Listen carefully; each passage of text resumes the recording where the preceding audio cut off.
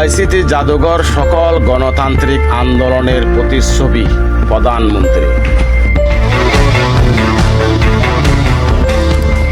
জুলাই গণ অভ্যুত্থান স্মৃতি জাদুঘর শুধু জুলাই গণতন্ত্রের নয়, বাংলাদেশের সব গণতান্ত্রিক আন্দোলনের প্রতিচ্ছবি হবে বলে মন্তব্য করেছেন প্রধানমন্ত্রী তারেক রহমান।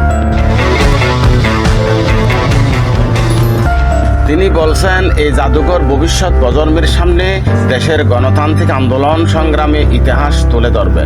এটি শুধু 2024 সালের স্মৃতি সংরক্ষণ করবে না, বরং বাংলাদেশের সব গণতান্ত্রিক আন্দোলনের ইতিহাসের ধারক হবে।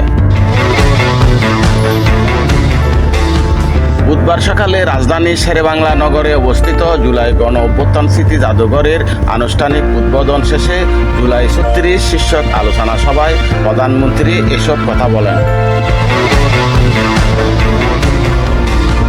ফ্যাসিবাদ বিরোধী আন্দোলনে হতাহতের পরিবারের শোকাহত সদস্যদের আশ্বস্ত করে প্রধানমন্ত্রী বলেন, আইনের যথাযথ প্রক্রিয়া অনুসরণ করে স্বচ্ছ, নিরপেক্ষ ও নির্ভরযোগ্য উপায়ে ফ্যাসিবাদ বিরোধী আন্দোলনের সংগঠিত প্রতিটি হত্যাকাণ্ডের বিচার হবে।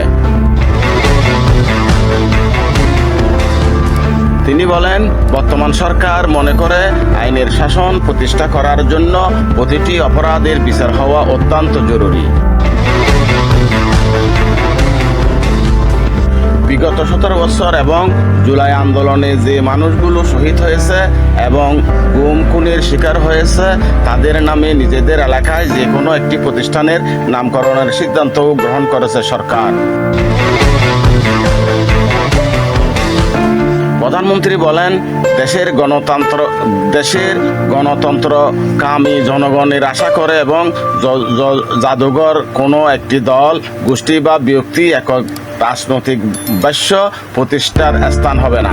2024 সালের গণ অভ্যুত্থান কোনো একক ব্যক্তি, গোষ্ঠী কিংবা দলের নয়। এই অভ্যুত্থানের মহানায়ক বাংলাদেশের গণতন্ত্রকামী জনগণ। তিনি বলেন, 1971 সালের মুক্তিযুদ্ধ ছিল স্বাধীনতা অর্জনের, আর 2024 সালের গণ অভ্যুত্থান ছিল দেশ ও জনগণের স্বাধীনতা রক্ষার। 71-এর মুক্তিযোদ্ধাদের মানুষ যেমন ভুলে যায়নি, একইভাবে 2024 সালের গণ অভ্যুত্থানের শহীদদের ও জনগণ কখনো ভুলে যাবে না। S M Shamim, Dutch Bangla TV, Dhaka.